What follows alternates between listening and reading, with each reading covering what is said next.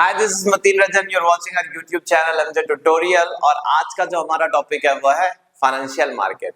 इससे भी हम आपको 4 क्वेश्चंस बताएंगे जो कि एग्जाम में बिल्कुल आ सकते हैं। तो 4 इंपॉर्टेंट क्वेश्चन पढ़ने के लिए हो जाए तैयार।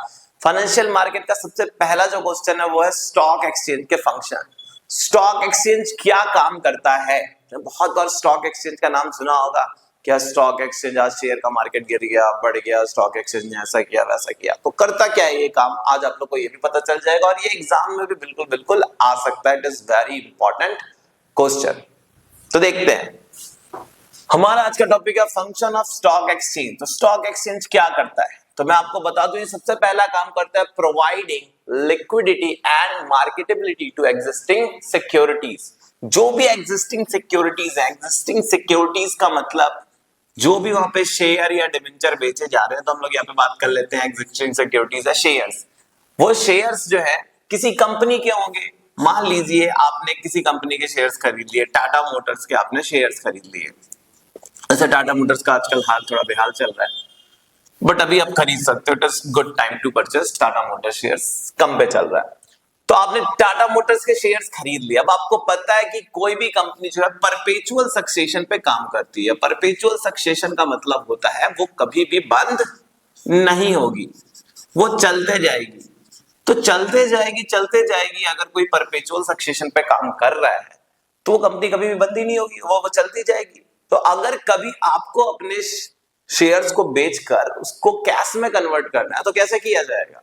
यार कंपनी तो उसका पैसा देगी नहीं, कंपनी तो तब देगी जब वो कंपनी बंद होगी, और कंपनी तो कभी बंद ही नहीं होने वाली है। तो इस वजह से स्टॉक एक्सचेंज को बनाया गया। तो स्टॉक एक्सचेंज एक ऐसी जगह है जहां पर आप अपना शेयर्स बेच सकते हो किसी और व्यक्ति को सेकंड टाइम पे। इसको सेकेंडरी मार्केट भी बोलते हैं। सेकंड टाइम पे जब शेयर्स को बेचा जाता है या खरीदा जाता है तो उसको बोलते हैं स्टॉक एक्सचेंज। तो स्टॉक एक्सचेंज में वहां पे जाके आप अपने शेयर्स को बेच सकते हो। जैसे ही आप बेचोगे तो आपको कैश मिल जाएगा, इसीलिए लिखा हुआ है प्रोवाइडिंग लिक्विडिटी। आप अपनी सिक्योरिटी को कैश में कन्वर्ट कर सकते हो। दैट्स व्हाई यहां पे लिखा हुआ है providing liquidity. You can convert your securities into cash and to the existing securities. या लिखा हुआ है providing liquidity and marketability to existing securities. जो भी आपके पास शेयर्स हैं उनको आप कैश में कन्वर्ट कर सकते हो, उनको आप मार्केट में बेच सकते हो। तो पहला जो इसका फंक्शन है वो है प्रोवाइडिंग लिक्विडिटी, यानी convert your security into cash, providing liquidity and marketability to existing securities, जो भी आपने शेयर्स खरीदे हैं। दूसरा लिखा हुआ है प्राइसिंग सिक्योरिटीज।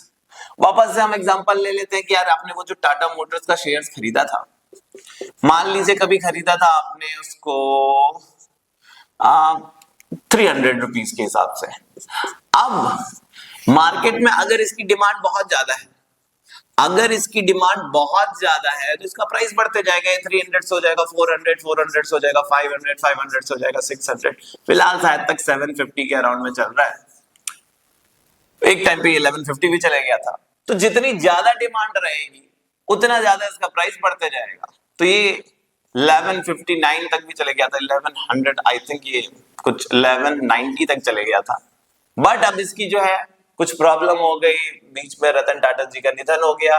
इस वजह से क्या हो गया, इसकी डिमांड काफी कम हो गई है, और डिमांड कम होने की वजह से वापस से इसका प्राइस क्या हो गया है, कम हो गया है। तो अगर डिमांड किसी की कम होगी तो प्राइस क्या हो जाएगा, कम हो जाएगा। आज के टाइम पे शायद तक कितना प्राइस चल रहा है, 750 एग्जैक्टली मुझे नहीं पता है। तो अगर डिमांड कम होगी तो उसका प्राइस कम होगा, अगर डिमांड ज्यादा होगी तो उसका प्राइस ज्यादा होगा। तो किसी की भी प्राइस को डिटरमाइन कैसे किया जाए, तो स्टॉक एक्सचेंज के थ्रू।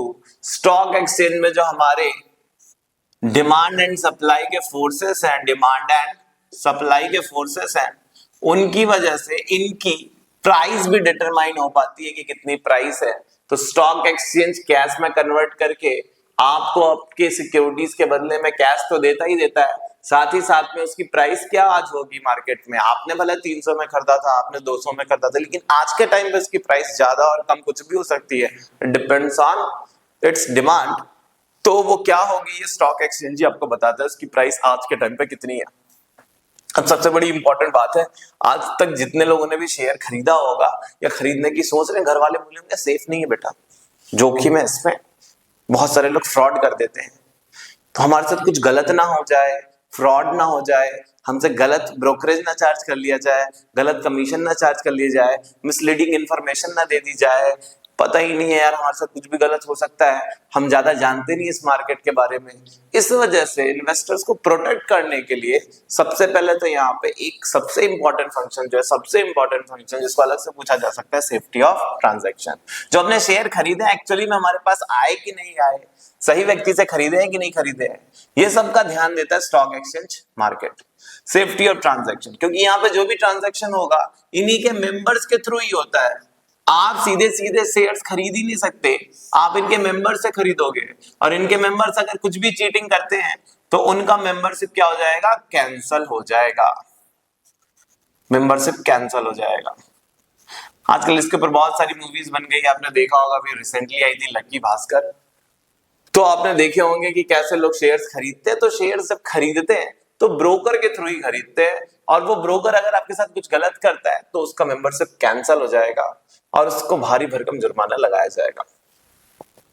तो सबसे इंपॉर्टेंट है यार, आपका कैश में कन्वर्ट कर देता है आपका स्टॉक एक्सचेंज मार्केट। अगर आपने कोई शेयर्स खरीदे तो उसको कैश में कन्वर्ट करता है। दूसरा, डिमांड एंड सप्लाई के फोर्सेस बताते हैं कि आज के टाइम पे उसकी प्राइस क्या है। तीसरा, आपका ट्रांजैक्शन सेफ रहता है, ऐसा नहीं होगा कि यार आपने शेयर खरीदा और वो आपके अकाउंट में आया ही नहीं, आपसे गलत कमीशन ले लिया गया, आपको गलत इंफॉर्मेशन दे दी गई। चौथा, contributes to economic growth. Economic growth मतलब एक्चुअली में हमारे देश में पैसा चाहिए किसको, पैसा चाहिए उसको जो कुछ प्रोडक्शन कर रहा है, मतलब कंपनी को चाहिए। कंपनी को पैसे की नीड है, पैसा है किसके पास, पैसा है पब्लिक के पास। तो पब्लिक का पैसा कंपनी तक कैसे पहुंचेगा, जब कंपनी उनको कुछ ऐसे स्कीम्स दिखाएगी जहां पे इन्वेस्ट करके उनका पैसा क्या हो सकता है, डबल।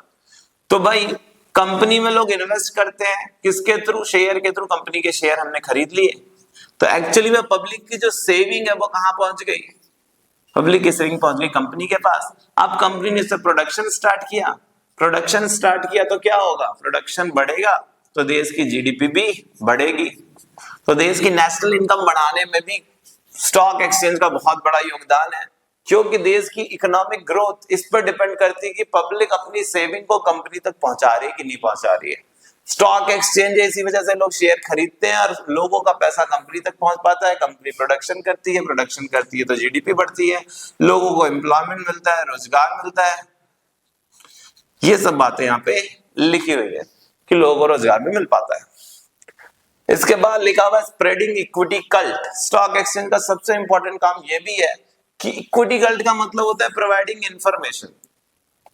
किसी को भी इंफॉर्मेशन चाहिए किसी भी शेयर के बारे में, शेयर की प्राइस के बारे में, वो कंपनी के बारे में, ये कंपनी लिस्टेड है कि नहीं है, ये सारी जानकारी अगर आपको चाहिए, ब्रोकरेज कमीशन कितनी होती है, कोई भी जानकारी चाहिए किसी भी तरह की, तो आपको फ्री ऑफ कॉस्ट कौन अवेलेबल करवा देता है, free of cost stock exchange आपको ये सारी इंफॉर्मेशन देता है। तो स्प्रेडिंग इक्विटी कल्ट का मतलब होता है providing all the necessary information regarding share and company and all the members who are working in stock exchange market। तो उनके बारे में किसी भी तरह की इंफॉर्मेशन चाहिए तो free of cost stock exchange हर एक इन्वेस्टर तक पहुंचाता है।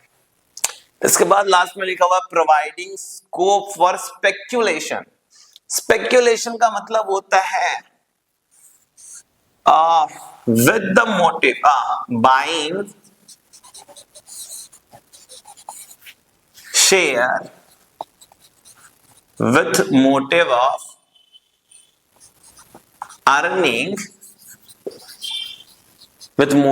earning profit in short term में अगर प्रॉफिट कमाना चाहते हो और इस वजह से आपने शेयर्स खरीदा है, शॉर्ट टर्म में प्रॉफिट बनाना चाहते हो और इस वजह से शेयर खरीदा है, तो इसको बोलते हैं स्पेक्यूलेशन, सट्टेबाजी। कुछ गलत नहीं है, क्योंकि हमें पता है यार कि लोगों को ऐसा भी चाहिए कि तुरंत से अपने शेयर्स को कभी भी वो बेच सके।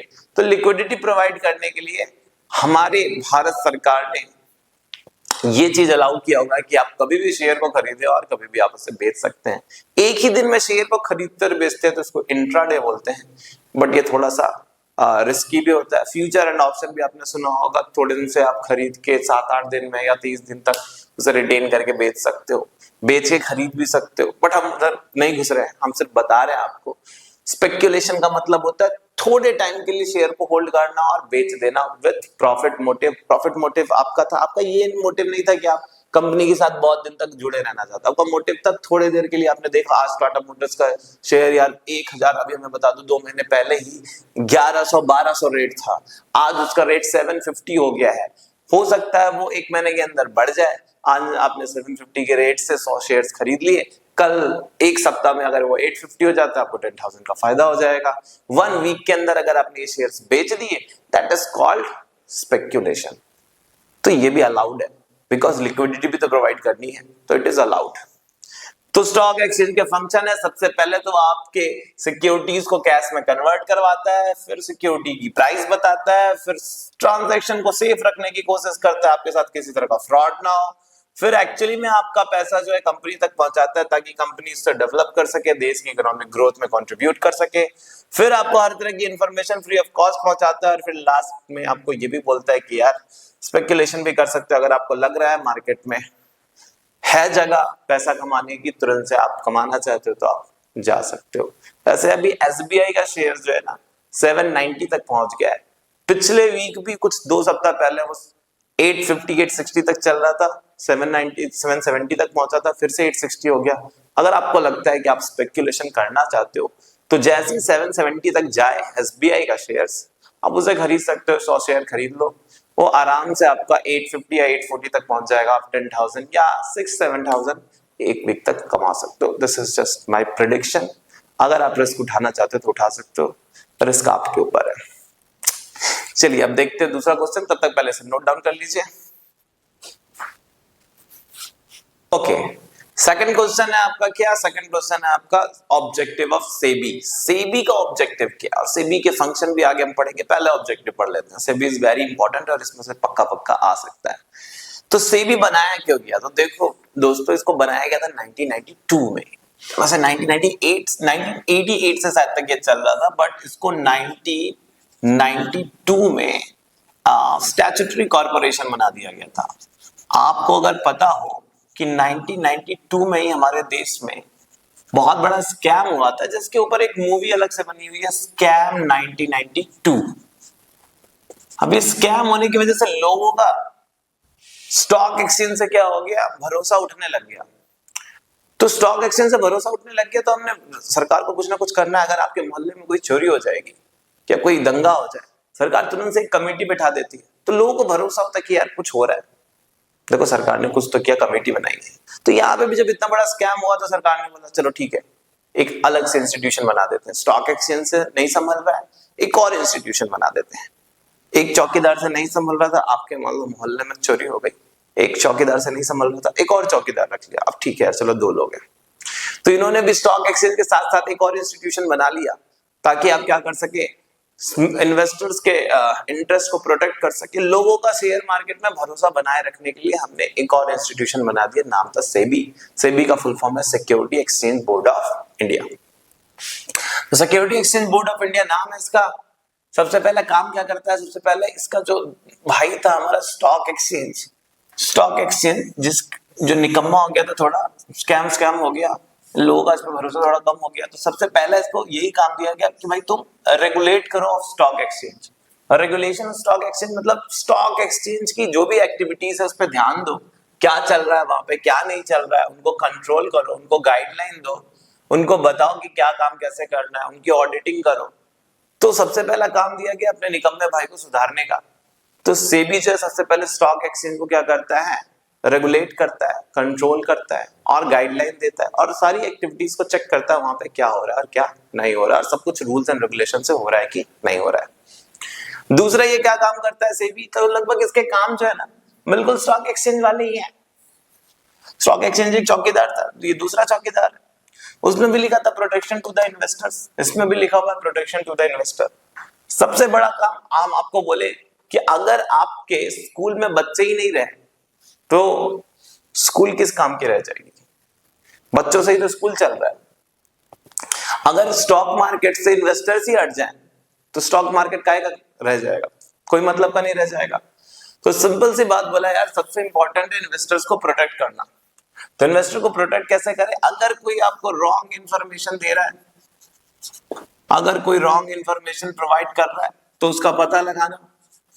अगर कोई किसी को मिसगाइड कर रहा है, मिसलीड कर रहा है, गलत एजेंसीज चल रही हैं जो गलत रेटिंग दे रही हैं, गलत तरीके से लोगों को गलत चीजें खरीदने को इनकरेज किया जा रहा है, तो इस तरह से इन तरह की चीजों से बचाने के लिए सेबी को बनाया गया ताकि इन्वेस्टर्स के इंटरेस्ट को प्रोटेक्ट कर सके, खासकर स्मॉल इन्वेस्टर्स जो है उनके इंटरेस्ट को प्रोटेक्ट किया जा सके। Then checking the insider trading. What is the meaning of insider trading? Insider trading को चेक करना। इनसाइडर ट्रेडिंग का मतलब होता है, अगर कोई कंपनी है, हमको पता है कंपनी अलग है, मैनेजर अलग है, बट मैनेजर को बहुत सारी बातें पता रहती है।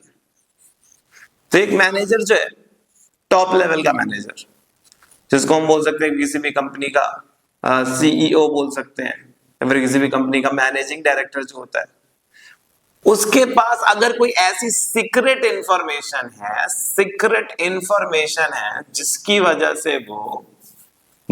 वजह से वो इस बात का एडवांटेज उठा के अपने आप को पर्सनली फायदा पहुंचा सकता है और स्मॉल इन्वेस्टर को उसकी वजह से नुकसान हो सकता है। मान लीजिए कंपनी में एक छोटा सा हादसा हुआ, ये छोटा सा ही हादसा था और ये सीईओ को ये पता था, लेकिन इसे बड़ा करके दिखाया गया मीडिया में कि बहुत बड़ा हादसा हो गया है, और इसने भी, इसके पास 1 लाख शेयर थे, उसमें से 10,000 शेयर बेच दिए। लोगों को पता चला यार सीईओ ने ही शेयर बेच दिए, तो सब लोगों ने अपने शेयर बेचना स्टार्ट कर दिए। आज इसके शेयर के प्राइस थे 700 रुपए। जैसे ही हादसा हुआ उसी दिन शेयर का प्राइस 650 हो गया था। जैसे ही इसने बेचा शेयर का प्राइस बिल्कुल 500 हो गया, गिरते गिरते 300 आ गया। जब देखा कि शेयर का प्राइस 300 रुपए हो गया, तब इन्होंने सारा खरीद लिया। जैसे ही 300 में इन्होंने खरीदा, फिर उसके बाद शेयर का प्राइस, अब कुछ बड़ा हादसा तो हुआ ही नहीं था, प्रॉफिट अगले साल वापस से हो गया, अगले क्वार्टरली का प्रॉफिट आ गया, तो वापस से शेयर का प्राइस बढ़ते बढ़ते बढ़ते 900 हो गया। अब देखो, जिस बंदे ने यहाँ पे खरीदा होगा 700 रुपए में, वो तो वेट करते रह गया कि यार 700 से बढ़ेगा बढ़ेगा, 500 में आके उसने बेच दिया, तो उसको तो 200 का नुकसान हो गया। 500 में जिसने खरीदा था उसको 300 का नुकसान, 200 का नुकसान हो गया, 300 में बेचना पड़ा उसको। फायदा किसको हुआ? इसको। जिसने 700 में बेचा था, वापस से 300 में खरीदा, फिर से 900 का हो गया। तो पर्सनली किसी एक व्यक्ति को फायदा हो रहा है, लेकिन बाकी सबको क्या हो रहा है? नुकसान हो रहा है। This is called insider trading. Before 1992 it was allowed, आप कर सकते थे, आप सीक्रेट इंफॉर्मेशन आपको पता है, उसका एडवांटेज लेके आप खुद को फायदा पहुंचा सकते थे, but now it is not allowed, it is illegal.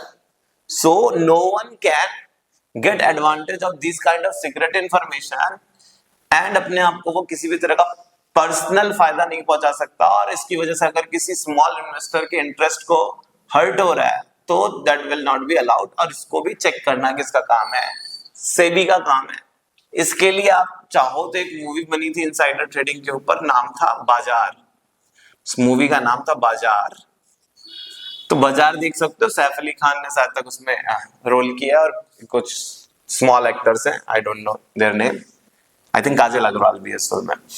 तो ये इनसाइडर ट्रेडिंग के ऊपर मूवी बनी है, if you have a time तो आप देख सकते हो। बाकी इनसाइडर ट्रेडिंग का मतलब यही होता है, कोई भी ऐसा व्यक्ति जो बहुत बड़े पोस्ट में उस कंपनी में और किसी सीक्रेट इंफॉर्मेशन का फायदा पहुंचाकर उठाकर अपने आप को फायदा पहुंचाता है और इसकी वजह से स्मॉल इन्वेस्टर को नुकसान होता है, तो इसको बोलते हैं insider trading, which is not allowed. और इसको चेक करना भी किसका काम है? सेबी का। फिर है कंट्रोल ओवर ब्रोकर्स। अगर ब्रोकर्स किसी को कुछ प्रॉब्लम दे रहे हैं, गलत कमीशन चार्ज कर रहे हैं, ज्यादा कमीशन चार्ज कर रहे हैं, रॉन्ग इंफॉर्मेशन दे रहे हैं, किसी भी तरह का गलत कुछ भी कर रहे हैं, तो ब्रोकर्स की सभी तरह की एक्टिविटीज को वॉच आउट करना, ब्रोकर्स की सभी एक्टिविटीज को देखना, उनके ऊपर कंट्रोल रखना, उनके ऊपर हर तरह के लॉज एंड रेगुलेशन लगाना, that is also work of function of या फिर ऑब्जेक्टिव ऑफ सेबी। तो सेबी का मेन काम था अपने छोटे भाई स्टॉक एक्सचेंज को पहले तो रेगुलेट करना, उसका देखभाल करना। फिर सेबी का दूसरा काम था इन्वेस्टर को प्रोटेक्ट करना, जो कि स्टॉक एक्सचेंज का भी काम था। कोई किसी को रॉन्ग इन्फॉर्मेशन तो नहीं दे रहा है, किसी के साथ कुछ चीटिंग तो नहीं हो रही है, ये देखना। फिर checking the insider trading. Insider trading मतलब सीक्रेट इन्फॉर्मेशन का पता लगाकर कोई अपने आप को फायदा और स्मॉल इन्वेस्टर को नुकसान तो नहीं पहुंचा रहा है। अब ब्रोकर्स के ऊपर नजर बनाए रखना, ब्रोकर्स तो कभी किसी को मिसगाइड नहीं कर रहे, तो इससे भी उतार लें।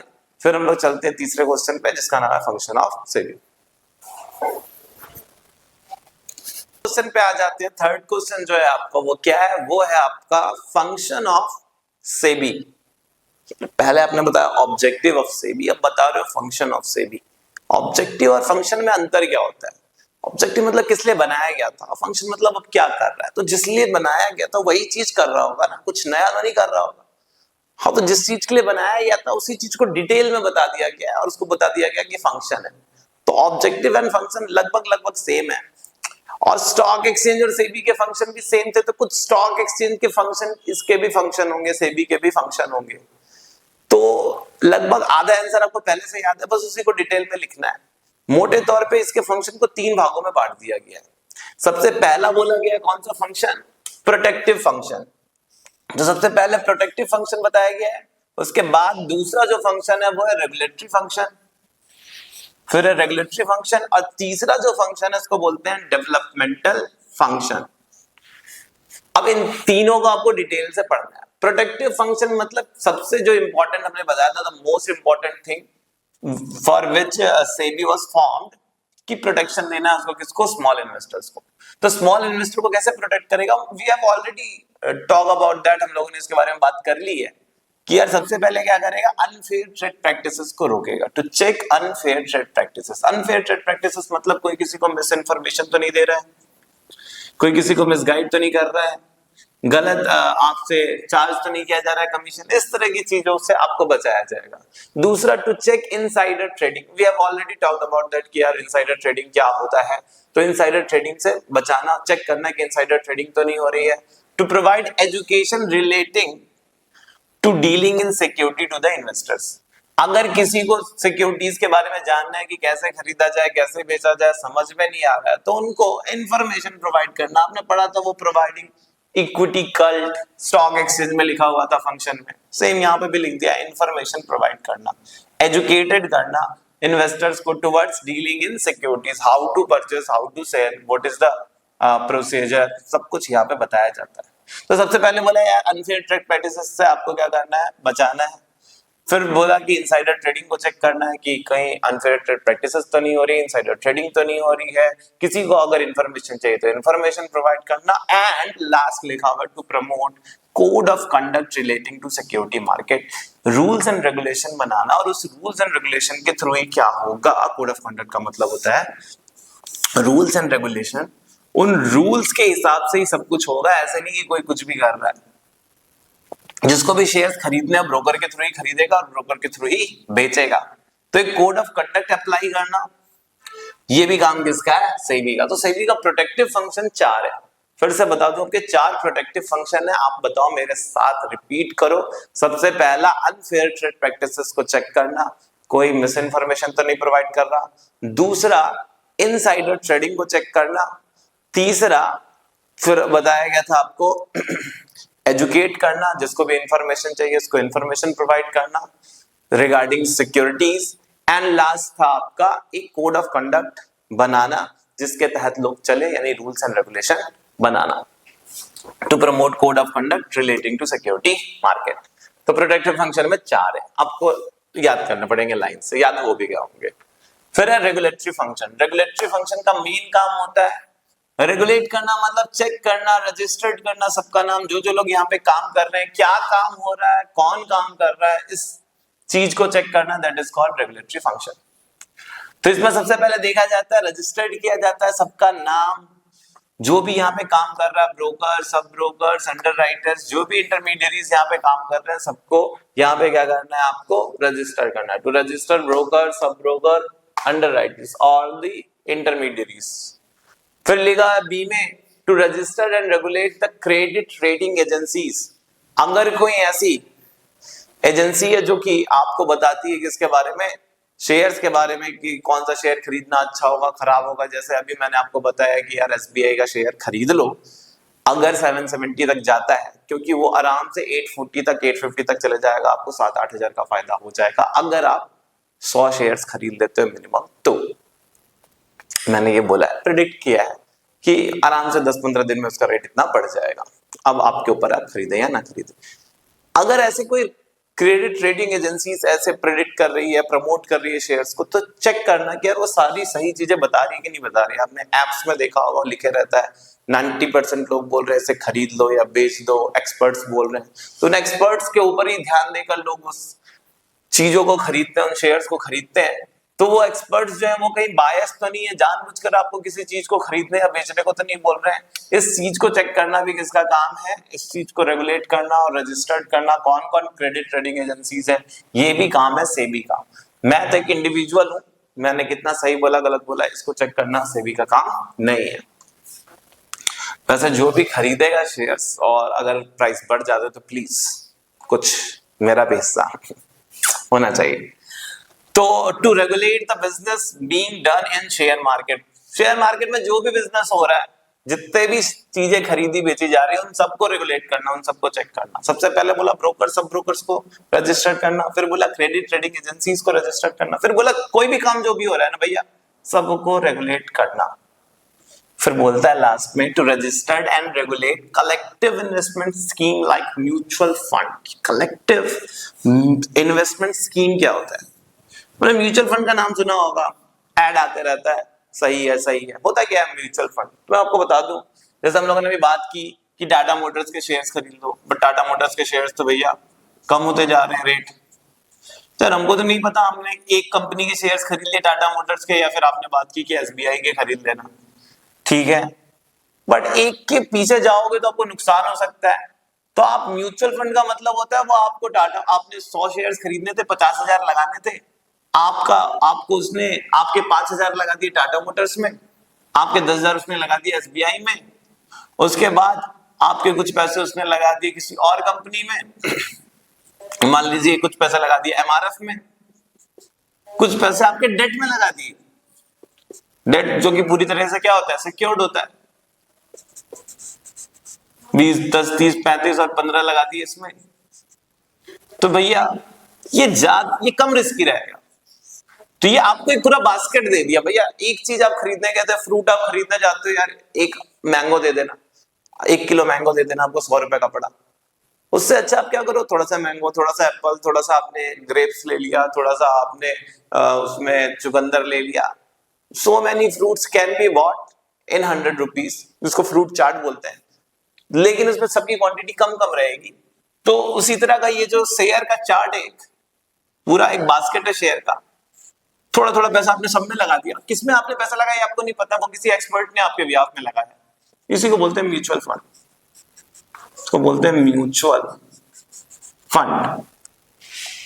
तो ऐसे जो भी म्यूचुअल फंड चल रहे हैं उनके बारे में उनको भी रजिस्टर करना और रेगुलेट करना कि वो कहीं मिसगाइड तो नहीं कर रहे हैं, आपका पैसा कहाँ लगा रहे हैं, ये सब चीज देखना। That is also function of SEBI. And to carry out audit of share market, share market का ऑडिट करना मतलब उनके अकाउंट्स को चेक करना। ऑडिट का मतलब होता है अकाउंट्स को चेक करना।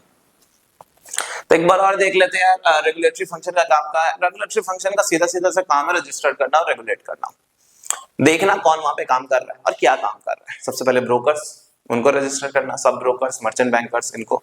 उसके बाद फिर बोला कि यार ठीक है ये तो हो गया, हम उनको भी रजिस्टर्ड करेंगे जो भी यहाँ पे क्रेडिट ट्रेडिंग एजेंसीज है। जैसे भैया जी बड़ा बता रहे हैं कि एसबीआई खरीद लेना 770 में, और जब 840 850 तक हो जाएगा तो बेच देना, स्पेक्यूलेशन कर लेना।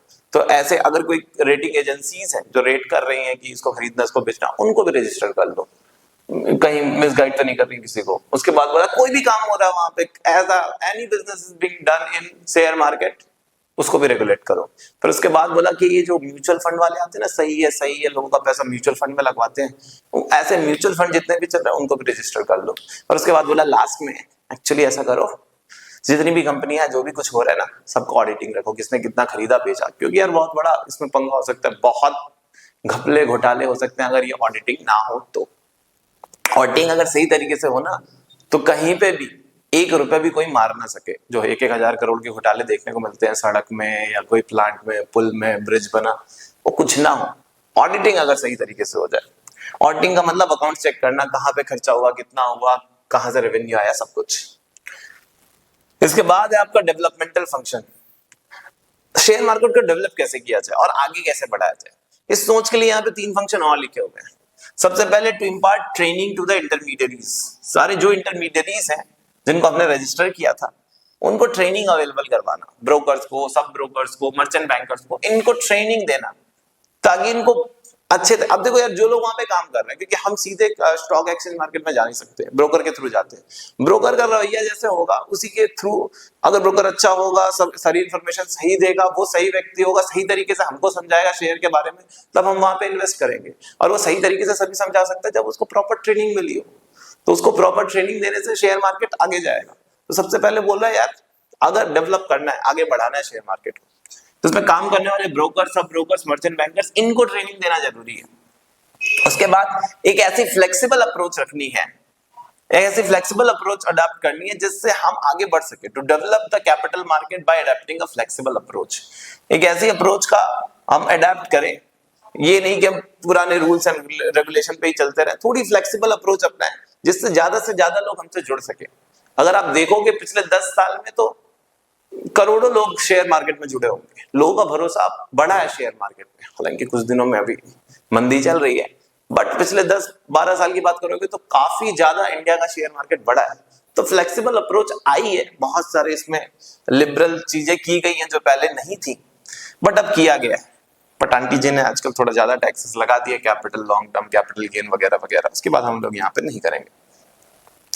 तो सबसे पहले बोल रहा है ट्रेनिंग दो, उसके बाद बोल रहा है फ्लेक्सिबल अप्रोच रखो, और लास्ट में बोल रहा है to carry on research work, research work करते रहो and publish different kind of information for the convenience of all parties operating in the capital market. तो बोल रहा है कैरी ऑन करो रिसर्च वर्क एंड पब्लिश करो different kind of information for the convenience of all parties operating in the capital market. किसी भी party, मतलब जो इन्वेस्टर्स हैं, जो तुम्हारे ब्रोकर्स हैं, किसी को किसी भी तरह की समस्या आ रही है ना, तो उसका समाधान करो। जो तुम्हारे ब्रोकर्स हैं, कोई भी है, to carry on research work and publish different kind of information for the convenience of all parties operating in the capital market. अगर आप क्या कर रहे हो, किसी भी तरह का रिसर्च वर्क करते हो, आपने क्या पाया, कैसे ये और सुधर सकता है, इसके बारे में इंफॉर्मेशन देना। किसी को कोई इंफॉर्मेशन चाहिए, जो भी पार्टी यहाँ पे काम कर रही है, वो इंफॉर्मेशन प्रोवाइड करो। तो रिसर्च वर्क करो, या आप बोल सकते हो आप इसको याद करना है, तो इसमें रिसर्च वर्क के बारे में बताया, इसमें ट्रेनिंग देने को बताया, और इसमें फ्लेक्सिबल अप्रोच रखने को बताया गया है। साथ ही साथ में ये 4 आपको याद हो गए होंगे। प्रोटेक्टिव फंक्शन क्या बताए, बड़ा इंपॉर्टेंट क्वेश्चन है, आई थिंक ये आ भी सकता है, सिंपल पेपर में भी ये दिया हुआ है। तो प्रोटेक्टिव फंक्शन, रेगुलेटरी फंक्शन और डेवलपमेंटल फंक्शन है।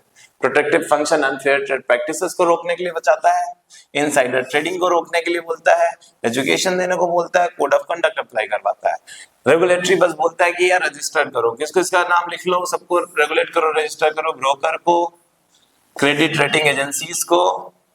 फिर बोलता है कोई भी बिजनेस हो रहा हो सबको, म्यूचुअल फंड को, और ऑडिटिंग करवा दो मार्केट की। ये बोलता है ट्रेनिंग दो, रिसर्च वर्क करो, फ्लेक्सिबल अप्रोच रखो। तो इतनी सारी चीजें हमने बता दी। अब एक क्वेश्चन हमारा बच जाता है, कौन सा? हमारा क्वेश्चन बच जाता है एक और है, वैसे 2 क्वेश्चन है, आप चाहे तो दोनों करवाते हैं, चाहे तो एक ही करते हैं। चलो ये दोनों ही क्वेश्चन कर लेते हैं, तो इसको पहले आप नोट डाउन कर लीजिए।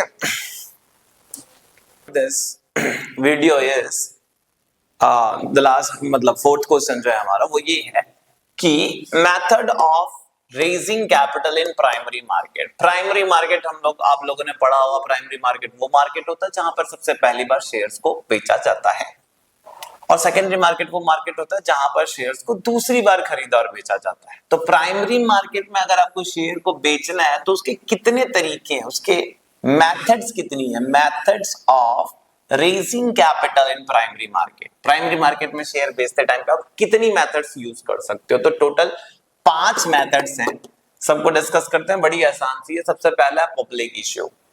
पब्लिक इश्यू में क्या होता है, कंपनी जो होती है वो जनरल पब्लिक को एक प्रोस्पेक्टस देती है, और उस प्रोस्पेक्टस में शेयर के बारे में सारी इंफॉर्मेशन रहती है। उसको देखकर जनरल पब्लिक क्या करती है, जनरल पब्लिक एप्लीकेशन देती है, एप्लीकेशन देती है तो फिर उसको शेयर अलॉट करती है, जिसका क्वेश्चन आपने न जाने कितनी बार किया होगा अपने अकाउंट्स की बुक में। जो शेयर नाम का एक चैप्टर है उसमें, वो आपका पब्लिक इश्यू का ही एग्जाम्पल है।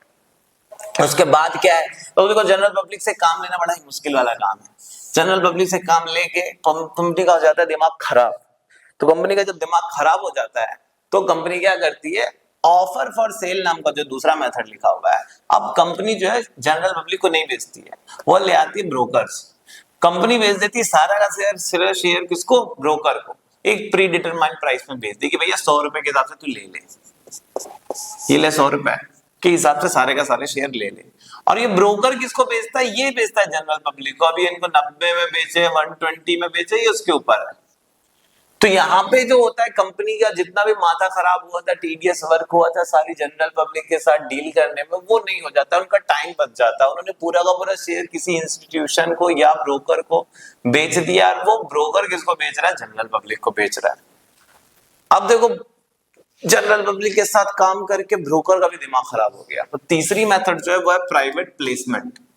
प्राइवेट प्लेसमेंट बोलता है कि कंपनी जो होती है किसको शेयर बेचती है? ब्रोकर्स को। अब ब्रोकर भी जनरल पब्लिक को नहीं बेचना चाहती है, तो ब्रोकर भी क्या करता है?